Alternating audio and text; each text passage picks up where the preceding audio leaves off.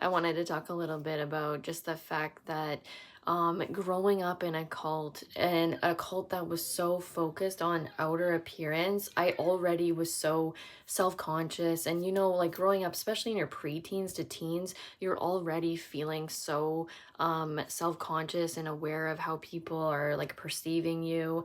And I remember just really feeling so like ugly, and the expectation to look a certain way, like to have no makeup on and to have no jewelry and to be set apart, and like feeling like I needed to please God by wearing like a long dress or a long skirt. Like now I'm okay with dresses and skirts, but it took a really long time to get over that. Um, like the hatred of it, because it was always reminding me of the meetings and the expectations, right? It's sort of like this rebelliousness that kind of wells up inside of you, right? Like the rejection of that because you were forced to do something. And how beautiful it is it now that I love God. I love Jesus so much. This isn't about expectations and misunderstanding who God is.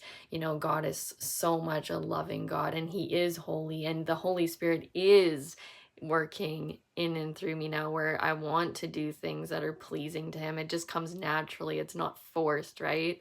So, yeah, just growing up like that as a young girl, and then being able to do and be certain way, like just the conflicting kind of feelings all the time, the guilt, the shame, feeling guilt and shame all the time. No wonder my body, like I'm still dealing with certain health problems, but I can see so much how it manifests in your physical well-being.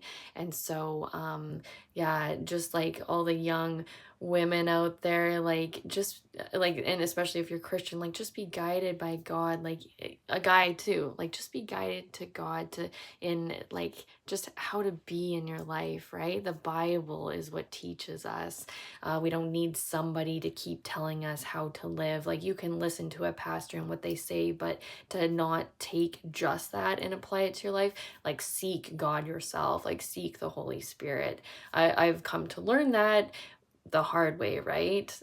Because I was always listening to what everybody was telling me around me, right? Especially the workers in the cults, and having to live up to that expectation, which I never did anyways, right? I was doing the opposite. I was getting my ears pierced, and I didn't really feel much, like at the time, much guilt about like painting my nails, but then I would all of a sudden, because I felt like I had to feel guilty about it. You know what I mean? So very interesting.